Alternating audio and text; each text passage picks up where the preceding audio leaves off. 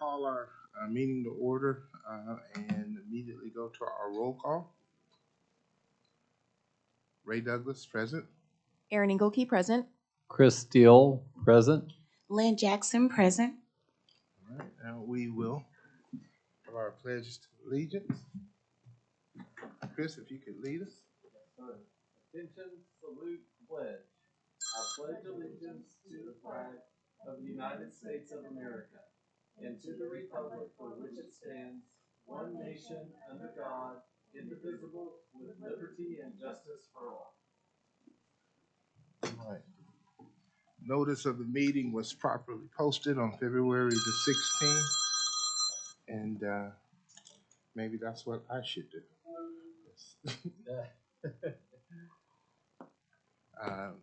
And so for the purposes of agenda, we have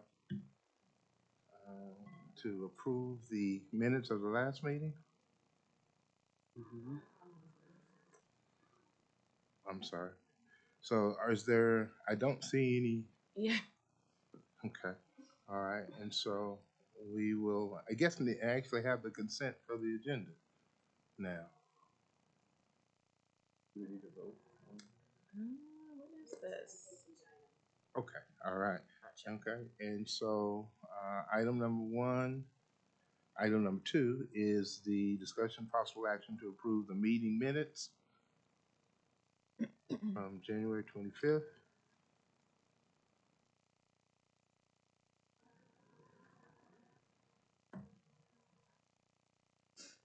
We are efficient. Right. All right, and then item number 3 is the discussion and possible action to determine what should be included in a new staff survey and authorize the drafting of document. Aaron? All right. Well, let's rock and roll on this. Okay, so as a reminder, our first staff engagement survey was conducted in late November. In prior subcommittee meetings, we had discussed making this a reoccurring activity on behalf of our subcommittee, and we had agreed upon April as the next time to release the next survey. Even though it's the middle of February, latter February, I like to work ahead. I'm a big planner, so I think it's important to begin the dialogue now and to begin thinking through what questions will be on that survey, as well as getting those adjustments if needed to the staff at the detention center so that they can build that into their communications. I know in the past that I have said I think it's really important that we retain consistency of the questions from the first survey. I think in order for us to compare apples to apples, we need to be able to ask the same kinds of questions that we had asked the first time and see if there's any movement in the positive direction. But certainly want to get some feedback from you all. I don't want to just be the only one making that kind of decision. So I want to start there and just clarify if anyone feels differently about keeping the questions that we had on the original survey, and then we can talk about any additions after that. Yeah, I do think, Aaron, and again, let me just say again, what a good job you did with that. Those questions that we had as a baseline, and then as things change and concerns come up, that we should be able to add additional survey questions, and those could change from time to time. But that baseline, I think, gives us what we need to see to kind of gauge how they're feeling and what needs to be done to keep them happy, or at least keep them employed. Right.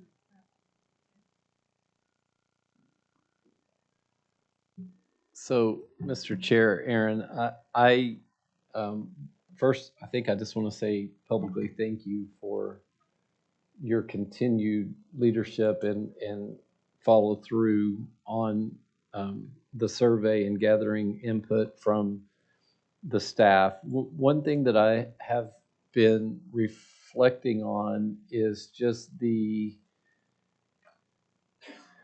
importance of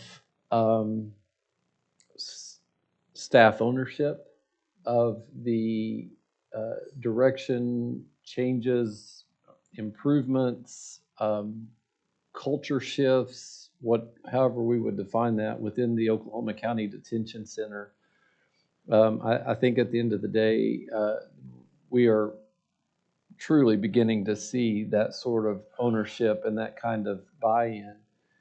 The one thing that I would want to ask, and Mr. Chairman, you can call me out of order on this because I think it's related, but it may come better at a different agenda item, is the idea, and I feel like as I'm saying this, that it's almost certainly because I have not followed through yet, but we had talked about the possibility of conducting some ongoing focus groups, much like what the board is doing with individuals who reside at the detention center with the staff. And I just wonder how that process and I assume it would be one or more, maybe a rotation of members on this subcommittee, maybe the entire board that would want to participate in those focus groups, but how that activity could support this survey. Like if we had a situation where once a month, just so that we can honor and respect everybody's time, we could work with Director Gardner to say, could we have 30 minutes of your staff's time? You decide who the staff is. It could be a rotation within the staff, and then let's just say that we get that up and going. And I promise I will follow up on that this week. How could we use those in-person discussions, those interpersonal discussions to support? Like, how would we want to capture that input and have it add value to this survey, or have that could that be a component of the survey or the comprehensive recommendations that come from the survey, or what have you? I remember that we had discussed this in the previous meeting, and I just want to ask how, if we're doing surveys, once a quarter or once every 6 months, how we could add this dynamic in the mix to support this work. I think that it would add a lot of value based on what we hear in the focus groups. Then we're able to then incorporate that into additional surveys to see if that's a one-off. I mean, because one person may have an issue, or this group, or it was a current issue, and then we're able to, I think, gauge how prevalent whatever the concern or issue is. I think that they would. And Aaron, what do you think? Yeah, I totally agree, and I appreciate you keeping that front and center for us too, Chris, because I do think that there's value in having both the in-person conversations, more personalized, whereas survey is it's obviously less personal, still very valuable and important, but I do think that as we even saw from the survey, people really responded. Like, they said a lot. So they want to be heard, they want to be seen and acknowledged. And so I think this would be the next step to say, yes, we do really want to see and acknowledge you and hear your feedback on a more personal one-on-one basis. And so I don't know, in terms of timing, I think maybe obviously we can determine that, or we can determine that in concert with Director Garner to figure out like what is most appropriate in terms of her staff time. But I do think that it would be a really valuable supplement to the survey, even if it's like 2 focus groups in between each survey or something like that, to where it's manageable, but there's still enough of an opportunity for us to visit with a handful of staff. Would we want to identify, and I'm making this up, but 2 or 3 or 4 questions from the survey that we would want to be sure and ask in those focus groups, just to be able to unpack a little bit and to have some consistency and say, okay, in addition to what people wrote on the survey, here's what we heard from these exact same questions, just to keep the consistency of the measure, the measurement. I think that's a great idea. And then, you know, you start with those base questions and allow them to elaborate. And then that's where we extrapolate the additional survey questions for their elaboration. Okay, so in terms of next steps with this, did you want to take the lead on this, Chris? Would you like me to support you in that? I'm totally open to whatever works best for the committee. Yeah, either way, I have a meeting scheduled with Director Gardner this week on Thursday. Tomorrow, wow, short week. And so I can talk to her about that then. And it's not anyway. Let me get, if it's okay, I'll get some direction from her, and then Mr. Chair, I will communicate with you, and you can tell me if you want, how you want to communicate to the rest of the committee so that we're not in violation of the open meetings record. And then based on what the director says, we can determine how best to follow up moving forward. How often the focus group. Yeah. And so forth. Okay. Wonderful. I think that makes a lot of sense. One question that has been mulling around in my head just based on conversations with other individuals affiliated with the CAB and the jail trust is the need for us to assess the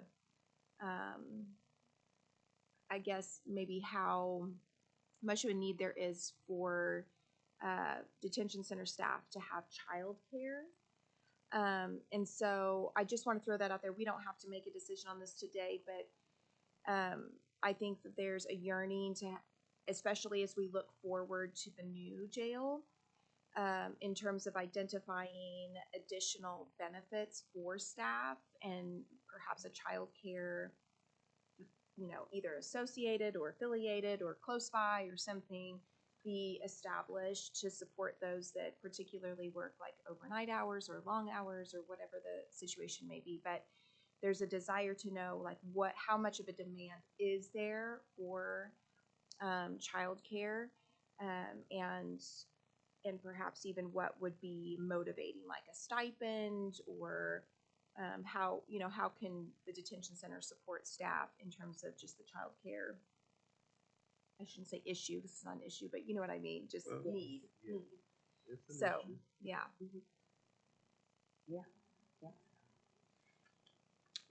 And I think it maybe, as you said, that becomes one of those questions to see how important it is to the overwhelming majority Right. of staff. And I mean, that is an awesome incentive that if you can make it work. Right. Right. For young people who work. So that's it. Are there any other questions that you all can think of that need to be added to the survey, at least at this point, that you've been hearing Outside of the childcare? questions that we have on there are pretty much Do covered. they have available for them as employees counseling? They do. Okay. Yes. Because I know that a lot of things happen there that become traumatic Yes. and have to go back to work Yes. the next day. Yeah, they have on-site, I think, as a part of their turnkey partnership, mental health staff that are available for employees to utilize. And I should also add that I have requested a copy of the employee handbook. I think it would be valuable for us to see that and just to have a better glimpse into what is currently provided to staff. So Director Garner's in the process of getting that to me, and I will share that with the subcommittee. Thank you. All right. Well, I think that this item will be an item that's always on our agenda, but thank you again, Aaron, for your leadership on this. Our next agenda item is a discussion and possible action regarding the data gathered by subcommittee members to identify locations and partners for future recruitment fairs.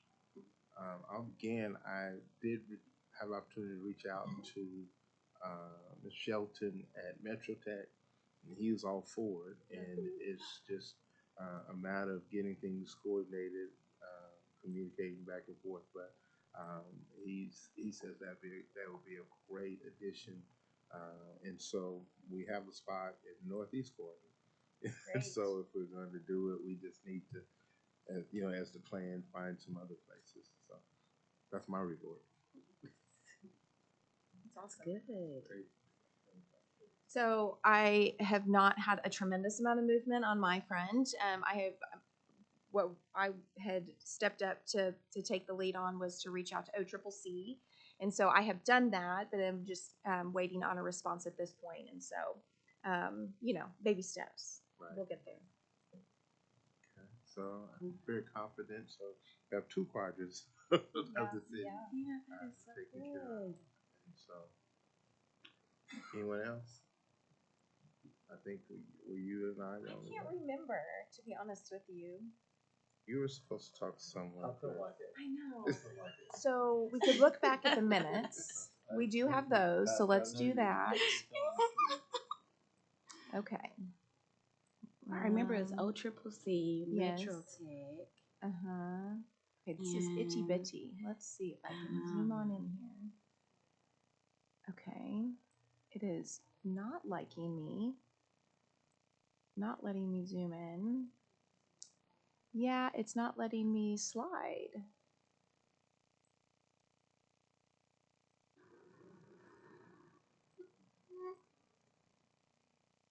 Oh, there. See? It takes just the right finger. Mine slid, but it Okay, let's see. Says, well, it does not specifically state who was going to do what. So,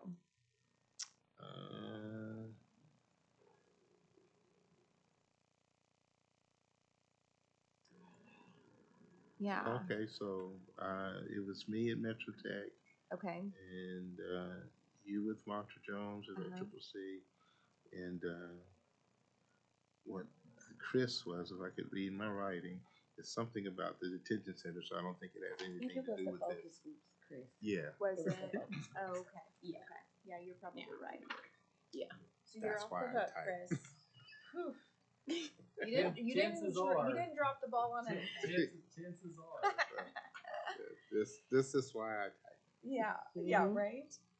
So, do we want to just I guess what I should back up and say is, what are the next steps then in terms of Metro Tech specifically? Do we need to identify dates in partnership Yeah. with the detention center, or? And so I think once Mike Shelton and I work out, what's going to work for them, and then we work with HR at the jail Right. and decide. Or I think maybe um,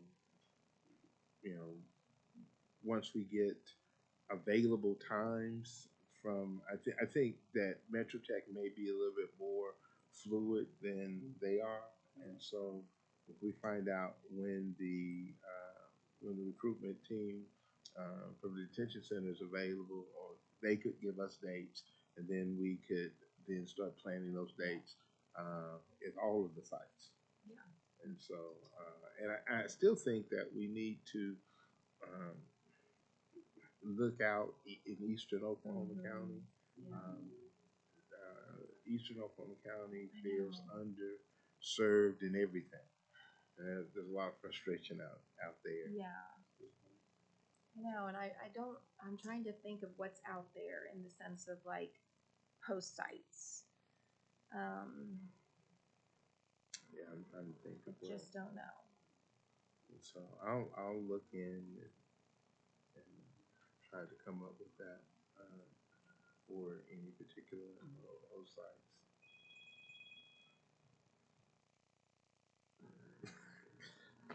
today is one of those one of those days. So, so I think again that is going to be an ongoing agenda item Okay. that let me get back to our notes. I think that will be an ongoing agenda item for us to stay on to make sure that we do that. And as we said, we wanted to do this quarterly. Is that what? I think that makes sense. Yeah, I think that's what we said, Mm-hmm. or at least try to. Yeah. Okay. Yeah. All right. And so the next agenda item is the announcement of the next regular scheduled meeting.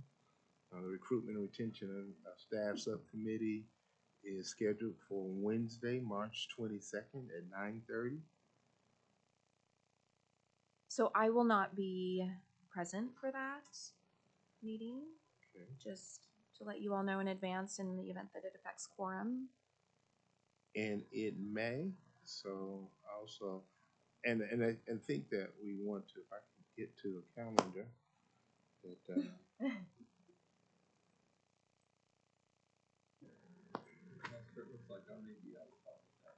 okay. So what? And well, I think that then takes away our ability for a Yeah, quorum, April. and so we will then set the next meeting. Well, I guess because it's a schedule, we just cancel it. We just Okay. cancel it, We yes. just cancel it, and because I think I may be out as well. So then the April date is the 26th. And I will be out. I am available for that. I know I'll be out on the 26th. I'll be out of the city. But if everyone else is here, we have our co-chair, Then you're out. Yeah, I mean, I have a leadership deal on the 26th. So what we may need to do is get with Lynn and Find an do a alternative. special meeting. I think so. Okay. Especially in light of the need to Yeah. make Okay. some decisions with the So survey. Yes. maybe we speak with her and after next month's regular CAB meeting, if we're all here to decide when would Yeah. be a time to call a special meeting Yep. Yes. for either late March or early April. Okay, that would be perfect. Okay, great. Glad we discussed that.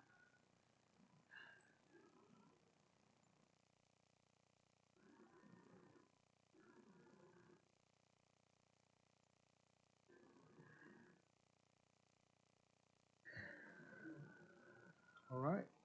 Well, those are our agenda items. Agenda item number 6 is to adjourn. And Before we adjourn, I have a suggestion for a new business to go on to our next agenda, which would be I would like to present the CAB with the recommendation to go along with our recommendations for a DEI position at the jail, which No. is basically a position of diversity, equality, and inclusion. I think that this will help provide cultural, positive, and effective services, not only for the jail population, but mainly for the jail staff. It is an opportunity for all employees, ensuring fairness and respect is being given, also including opportunities for diverse training and learning, creating inclusive employee recognition opportunities.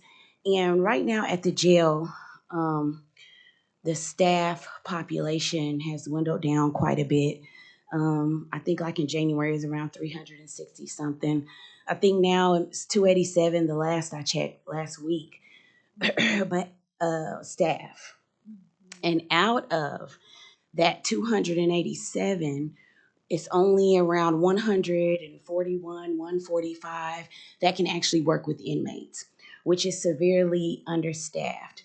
And in the survey that Aaron conducted, even though only 104 staff filled that out out of 300 and something at the time, even out of those results, there seemed to be a barrier between the staff that is providing direct care. So that is the staff that is directly dealing with the inmates, and between upper management.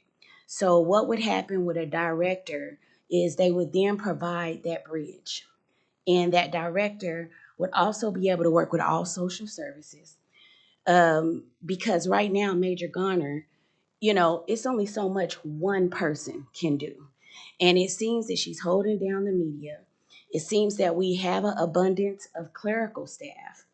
Um, but that's where our diversity director comes in and helps to fulfill what needs to be helped. Also communicating with HR, also communicating with the training. When I first started the Child Care Subsidy Initiative, at that time it was a lot more employees.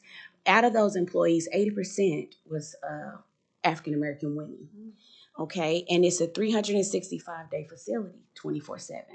Okay, but that is changing. So that's why we had came up with the me and Perrin to add it onto the survey. But then after I continued to do more research, I realized, and this is already going on in some jails. This is already going on in a lot of corrections, of implementing a director of diversity, equity, and inclusion. It really takes a load off of wardens, off of the jail administrators, off of the majors, and also, like I said, it kind of acts as a bridge. Since the county has an abundance of clerical staff right now, I believe that money can be taken from what's already budgeted to compensate this position. So I kind of have a recommendation written out, but at first I want to bring it up in new business so that it can be added onto our agenda for further discussion, because not only are we recruitment, but we are also retention. And so you have to pay attention to the dramatic numbers now of resignments, of terminations, and lack of people coming in. Many people coming in to work in the jail, but they don't want to work with the inmates. And so what happens is we have an overabundance of clerical, and then we may have some disappointed staff. And so what happens when you're overworked, because, and you can imagine only having so much staff to deal with the inmates, and the inmates are now getting more time out. Although this is absolutely amazing, we as the retention staff, we need to pay attention to the staff. And although it is great and it is wonderful and it's great for the inmates and it's great for the public, is it great for the staff that we have right now? And I think with our count, if you just think about it, since I checked the numbers last weekend, if let's just say if we have 1,200 inmates down there, and I'm just giving you numbers so you can understand the urgency, and we have 141 staff that can work direct care. And then you just try to divide that up. And so I feel like with retention and recruitment, it's also about retention of the staff that's there. And then that also will be something that we can now add to the table, that the detention center now has a director of diversity, equity, and inclusion. And then that is also going to provide, that will also be something that will make people apply and want to come and join into the organization or onto the county. I think that's an excellent idea, and look forward to discussing it. I'll make sure that we have that on the agenda for the special meeting that we will talk to the man about at the next regularly scheduled CAB meeting. We cannot add an agenda. Yeah, Oh, that's fine. Okay. Yeah. Okay. Okay. just for clarification, I think Ms. Lynn was suggesting, because what she's talking about right now wasn't on this agenda, she's talking about it under what would be new business, with the hopes that it will be an agenda item at our next meeting. Yes. So what you're saying, so we can't, so if we have a special meeting, it's gonna only be for items 3 and 4 that's on this agenda? Okay. But if you wanted new business on all your agendas, new people to speak, then. No. Okay, yeah, all right, we get it. So, yeah, it become an agenda item. Yep. Next time that we're able to meet. All right, thank you, Mhm. Lynn, for which I can tell is your passion, in that area, and it's a great idea. And every time I hear a great idea, I was like, man, I should have thought of that. Well, I've been there, and so I started out direct care. I've worked in corrections. I've worked in the jail, even law enforcement, and so I know how it feels to be on the other end. Started out as a DO, a CO. Did not start out, and so I understand how it is. A lot of times, the public really don't get it. And it's very important when it comes to retention of your current staff there. Your current staff is your biggest influencers for your new staff, no matter what kind of training they get. When they get released to their platoons and their units, they become what the environment is. And so what happens is we got to lean in on the focus of retention, and seeing, as you guys have seen, the jail staff, employees at the jail is very diverse, which is absolutely amazing. But what we want to do is we want to come in. We are trying to make a lot of changes. We're getting ready to have a new jail, and we're trying to add a whole lot of things that should have been. And I just truly believe that diversity, equity, and inclusion needs to be something that comes right aboard, because it is just as important, if not more, for retention and recruitment for the detention center.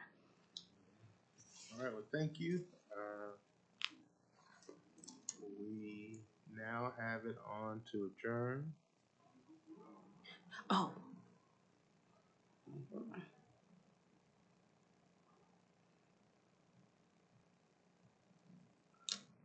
All right. Motion carries. This meeting is adjourned. Thank you all for your service.